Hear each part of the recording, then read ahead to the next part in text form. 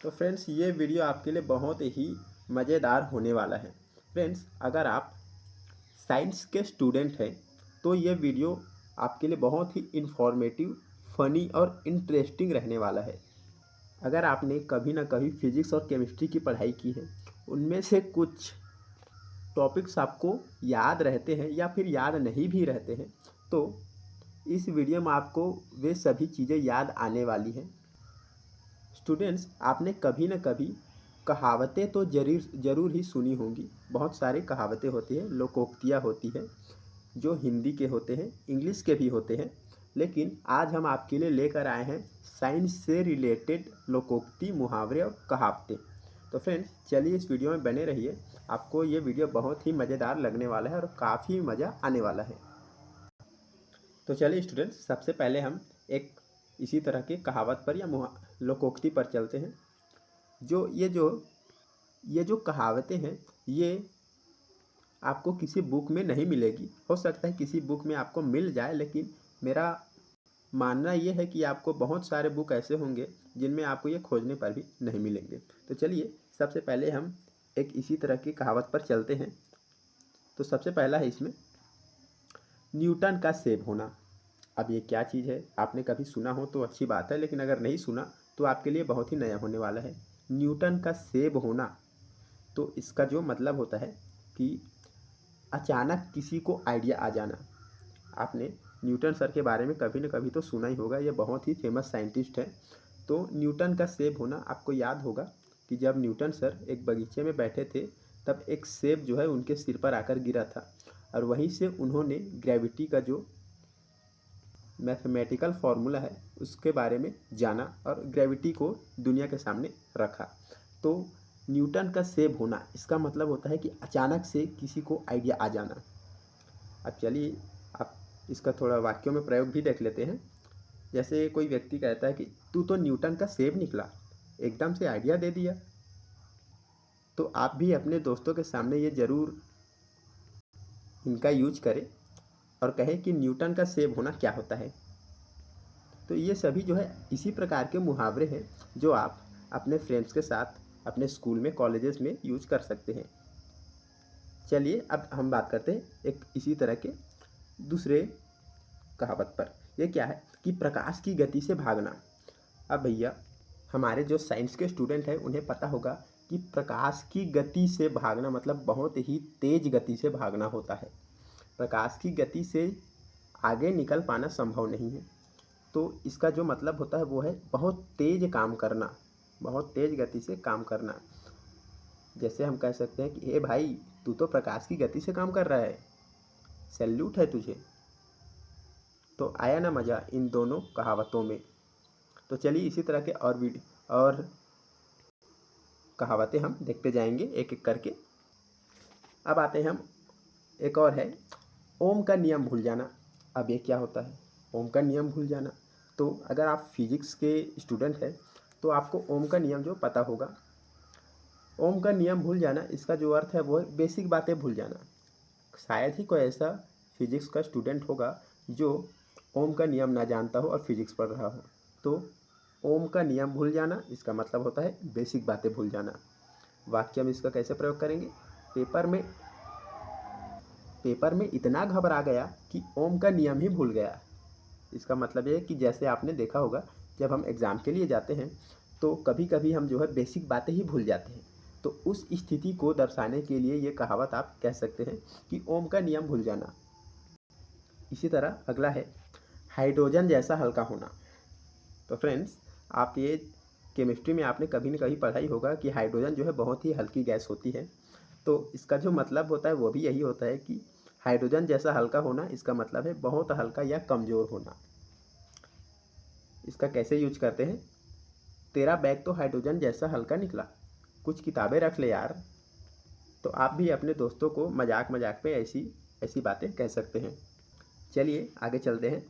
अगला है, nuclear reaction कर देना। न्यूक्लियर रिएक्शन कर देना मतलब नाभिकीय अभिक्रिया कर देना। अब ये क्या होता है?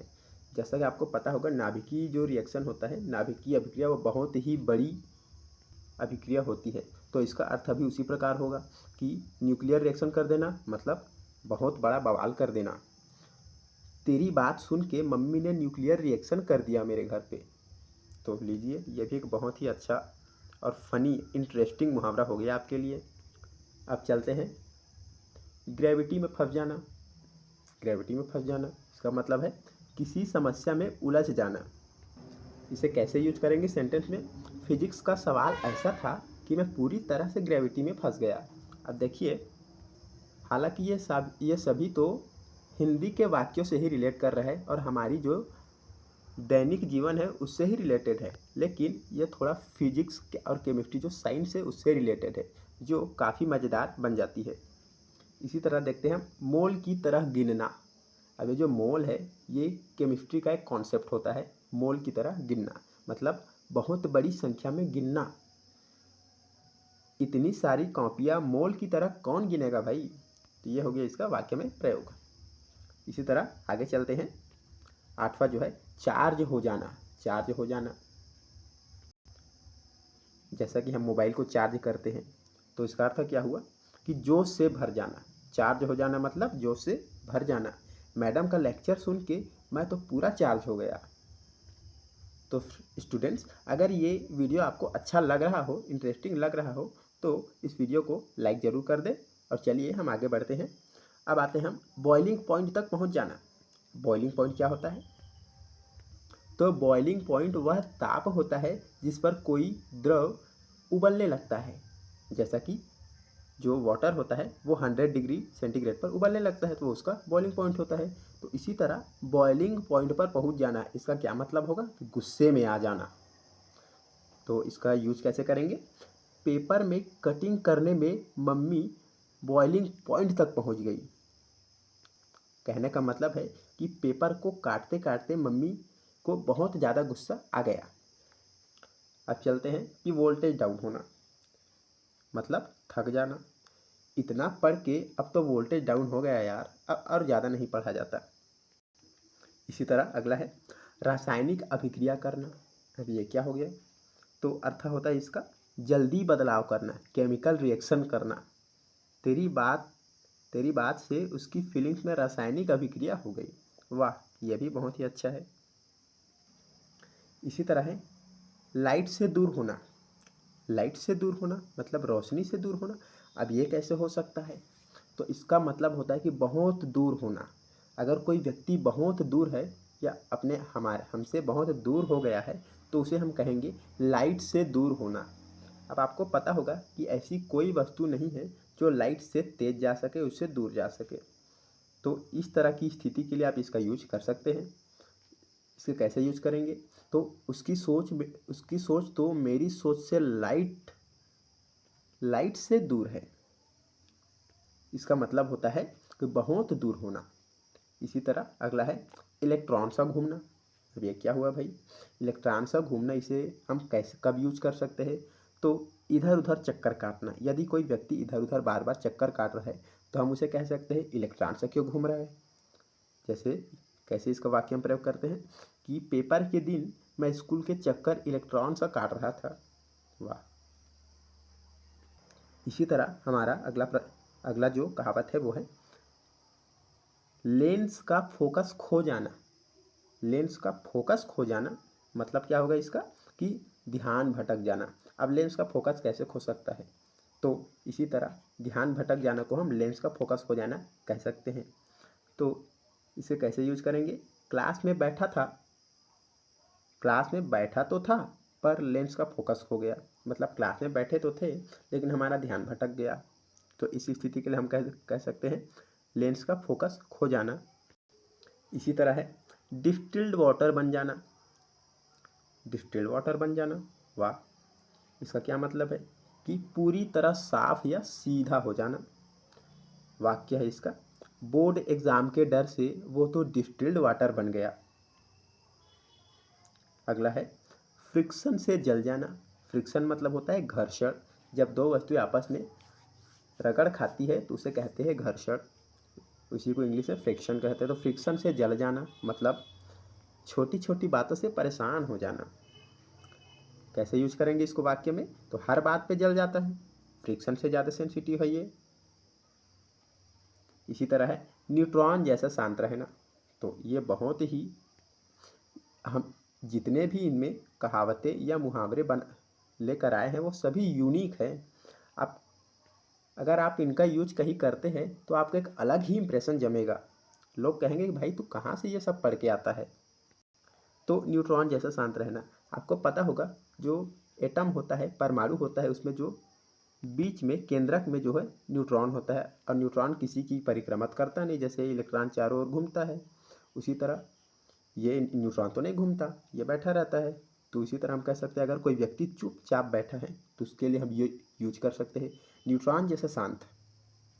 तो इसको कैसे वाक्य में यूज करेंगे, इतनी डांट खाने के बाद भी न्यूट्रॉन जैसा शांत बैठा है। अब आते हैं हम एक और अगले नंबर पे जो है बिग बैंग कर देना। बिग बैंग कर देना, तो दोस्तों आपने कभी न कभी सुना होगा कि बिग बैंग थ्योरी से ही इस यूनिवर्स की, इस मल्टीवर्स का जो है जन्म हुआ है। तो बिग बैंग एक थ्योरी है। तो क्या होता है, एक बहुत बड़ा धमाका था, उसे बिग बैंग थ्योरी कहते हैं। तो बिग बैंग कर देना इसका मतलब है धमाका कर देना। इस बार एग्जाम में बिग बैंग कर देंगे, टॉप करेंगे। इसी तरह अगला है कैलोरीज जला देना, मतलब मेहनत करना। कैलोरीज क्या होता है, ऊर्जा की जो ऊर्जा होती है और ऊष्मा होती है उसकी जो यूनिट होती है। जैसे हम कहते हैं ना कैलोरीज बर्न करना, तो उसे कहते हैं कैलोरी जला देना, मतलब मेहनत करना। रात भर पढ़ के सारी कैलोरी जला दी यार। इसी तरह अगला है रसायनशाला की गंध फैलाना, मतलब बहुत अजीब सुगंध आना। तेरे बैग से तो रसायनशाला की गंध आ रही है। अब आ गया एक बायोलॉजी का सवाल, उससे रिलेटेड एक कहावत है डबल हेलिक्स में उलझ जाना। डबल हेलिक्स में उलझ जाना ये आपको याद दिला रहा होगा डीएनए का। जो डीएनए की संरचना होती है वो डबल हेलिक्स की संरचना होती है। तो डबल हेलिक्स में उलझ जाना मतलब उलझन में फंस जाना। वाक्य है डीएनए का टॉपिक इतना मुश्किल है कि डबल हेलिक्स में ही उलझ गया। अगला है प्रकाश पुंज बन जाना, मतलब आकर्षक दिखना। फेस्ट के दिन फेस्ट के दिन वो तो पूरा प्रकाश पुंज बन के आई थी। तो यदि आप किसी लड़की के बारे में ये ऐसी बातें करेंगे तो आपका जो इम्प्रेशन है वो अलग ही जमेगा। उसे भी लगेगा कि ये साइंस का स्टूडेंट जो है ये कैसे कैसे मुहावरे या कहावतें बना के आया है। इसी तरह है हाइड्रोजन बम बन जाना। हाँ, इसका मतलब बहुत गुस्सा करना। वाक्य कैसे यूज करेंगे, टीचर ने जब चीटिंग पकड़ी तो वो हाइड्रोजन बम बन गई, मतलब उनको बहुत ज़्यादा गुस्सा आ गया।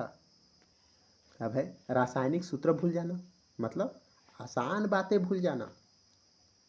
मान लीजिए कि जो वाटर होता है, वाटर का रासायनिक सूत्र क्या होता है, तो H2O।